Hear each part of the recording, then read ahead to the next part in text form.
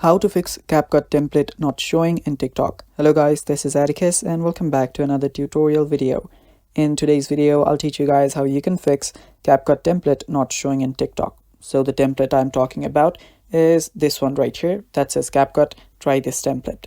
Now, if your video is not showing this, what you can do is you can head back to your home screen, head over to your app store, and on your app store, simply search for TikTok.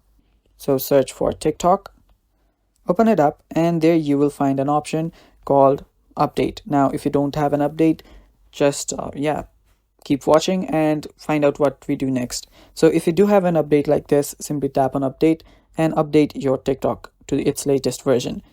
After you do that, head over to the search bar again and simply search for CapCut. After you do that, you will need to update your CapCut too.